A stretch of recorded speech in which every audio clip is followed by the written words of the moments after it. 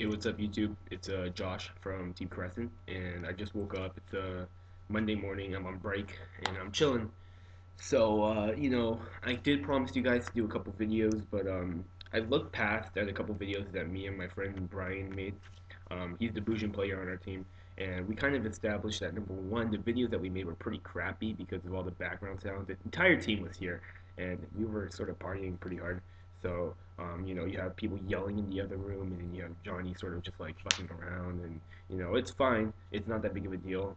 But we also, secondly, the reason why I'm probably not going to post a video is because I've pretty much established that anything that has been said about the ban list, you guys should already know.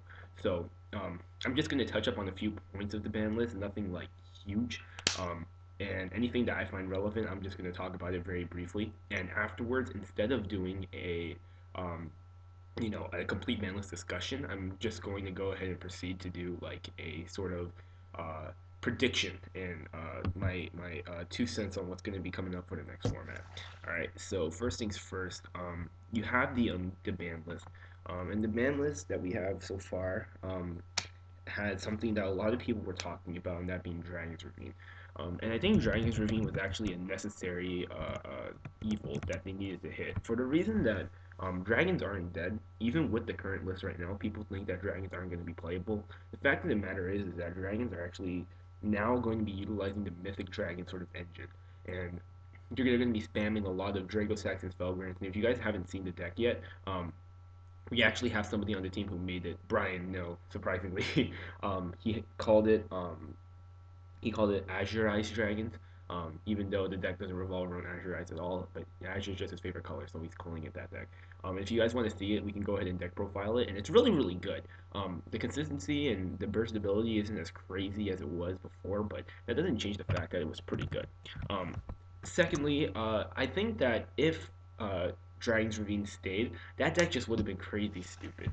And the reason why I say that, and the reason why I say that is because this list that we have right now actually is very, very, very um, uh, oriented around allowing other decks to play and slowing. Like it was obvious to me that this ban list wasn't going to be game changing to the format at all. As a matter of fact, I feel like this format is exactly what's going to be last format if dragons didn't exist. Um, and with that said, I believe that they did a good job. I think that I wanted to play last format, but because dragons were such a predominant deck, there was really nothing I could do. So I think Dragon Ravine did need to get hit. Yes, Dragoonides, I'm sorry you guys got fucked over, and rest in peace. That's all, that's all I have to say. But the fact remains that if Dragon Ravine even went to one, I think that there would have been some pretty stupid broken combos. So that's my opinion on Dragon's Ravine. Secondly, going on to the limited list.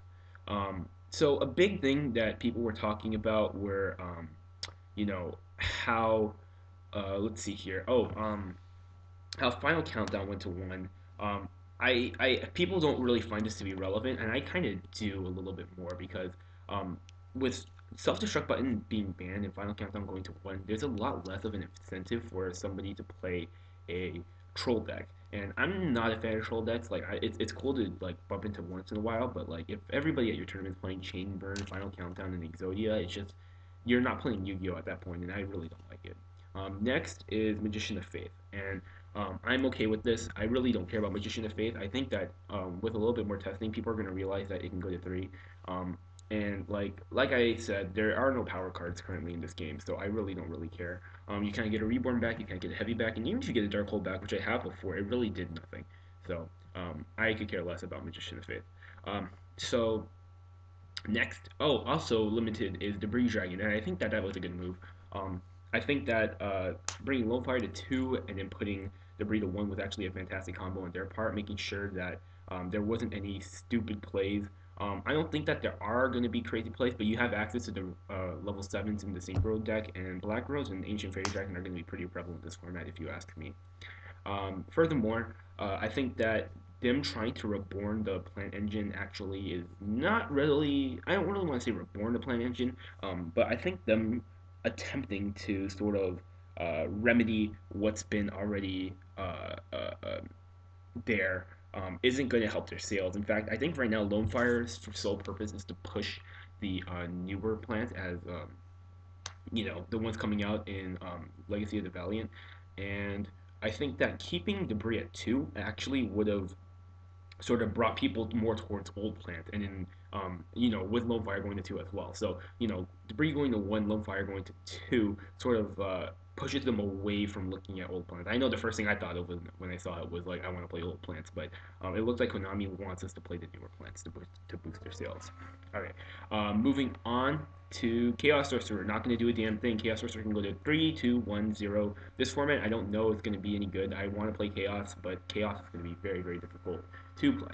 Um, all right, so Archer Christia. I'm going to do an agent deck profile for you guys, like right now. Not right now, but like after this video is over. And I did play Triple Christia, and I had like a very unique engine to it.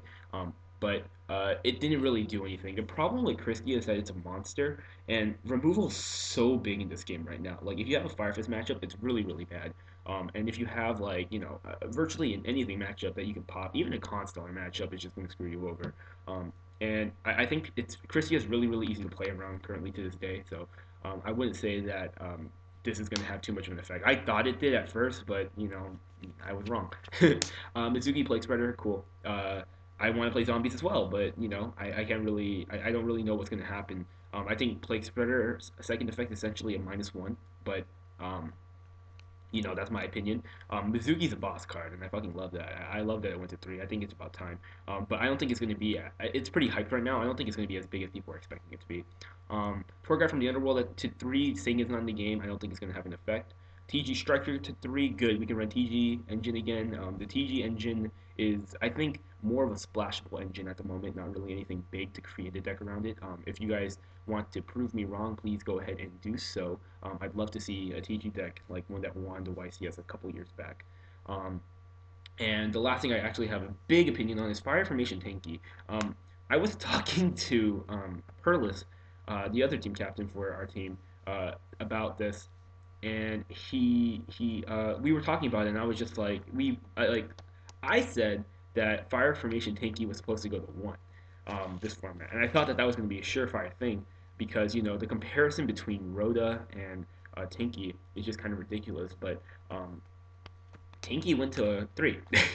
And I was kind of bummed out at this. I don't really like the fact that it went to 3, but what are you going to do about it? Fire Fists are going to be pretty crazy this format, and that's kind of like going to be something that I'm going to shape up to talk about. So, with my said, those are my opinions on the strong things I have during the ban list. Everything else is sort of just meh.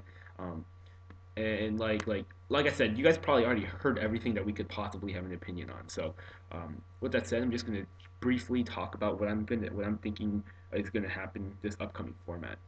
So first things first, Tinky going to 3 is actually pretty freaking groundbreaking because it not only adds consistency to Fire Fist, it also gives you access to that spirit. And the 3.5 build, I believe currently is going to be the build to beat. And when I say 3.5, I mean like you're running variants of the level 3 Fire Fist and the level 4 Fire Fist. So you still have the crazy Rooster play to set up your amazing hand and set up your amazing field. On top of that, you have a rank 4 toolbox in the form of Wolf Bark so that you can go into Cardinal. And then if that's not enough, you still have Rekindling to back it up if you draw into it late game. So I think that that's actually going to be the build to beat. It looks amazing in my opinion. Johnny's going to stick with the rank 4 build for now. I think that's because he's been playing it for a long time and he knows those plays insights and out. And it gives him the advantage when people expect him to be playing the 3.5 build when instead he's only playing the rank 4 build. Um, Furthermore, I think Tinky going to 3 actually gives Bujin the big push. And Brian No is a Bujin player on our team, and he's amazing. His deck actually is more of a fun variant as opposed to a competitive variant. But when he started playing at the tournament, he realized that his deck was pretty much ready for competitive play. And I think that's really good. I think that his ability to get Yamato really quickly, I mean playing like I believe um, double duality and triple Tinky, like virtually allows him to have Yamato in his hand every single turn. And the protect Yamato game for him is really really easy with his trap selection, and I'm definitely gonna have him deck profile his deck because it's really really cool. How he plays and how he thinks. And it's like he said, like Bujin are probably going to be a tier 2 deck, but if you have a tier 0 mind, then you're going to be able to play in the tier 1 meta. And he's playing with a tier zero mind. Me and Brian actually have been having a couple conflicts between what's more important and whether that's going to be testing or theory. He argues that theory is going to be is a factor that you need to take more in consideration. I say that testing is actually ultimately going to be what it's going to be. But if you guys want to see a Crescent debate on that, we probably will have one in the near future. Um, Furthermore, looking forward at the format, it looks like this format's going to be predominantly dominated by whoever can, one, have the most removal, and secondly, who can establish their field presence better. So with that said, there's a couple of decks that come into mind. Number one, Fire Fists, which is probably the best removal deck in the game, giving yourself access to three bears. Prophecies have the best removal card in the entire game. However, it did go to one. I don't think that's going to make that much of a difference, but still, it is a fantastic removal card. Mermails have incredible removal while establishing fantastic field presence, which is why I'm saying that Mermail is going to be the deck to beat. Um, but even more so, there are a couple decks that don't have removal, but they have amazing field presence, such as Bujins. And even when I say removal, like they still have equivalent, so it's great. But I think that they established the best field presence you can have in the entire game. Um, like with that one card Yamato and setting up your graveyard, I think it's pretty amazing. Um, and that's why I would say that like if you have field presence but you have nothing to protect it, it's gonna make yourself pretty freaking vulnerable. Um, and outside of Abyssphere, Mermails don't really have that removal. However, they do have the ability to just recreate it all once again. And that's kind of like my realization when I was playing Mermails, because I'm not Mermails agents, because I was able to establish fantastic field presence, but I had nothing to protect it. And when it came down to it, like after they were able to nuke my field one time, it's just like I was done. There's nothing else I can do. Even though I play like 8 hand traps in the deck, it relatively does nothing when I have nothing to back it up, like within my next draw. Um, so with that said, like uh, uh, the decks that are going to win this format are going to be decks that are able or that are capable of creating a great field and having the capability to protect it. So with that said, just based off of that theory alone, my these are my top 5 decks for this format. Number one is going to be Mermails. Mermails for the reason that they can establish a great field, and even if they get obliterated, the Abyss Sphere it gives them the ability to recreate it all again in the following turn without wasting too many resources. Number two, I think Fire Fists are going to be a fantastic deck, and the only reason why they're number two and not number one is because I believe they have a terrible Mermail matchup.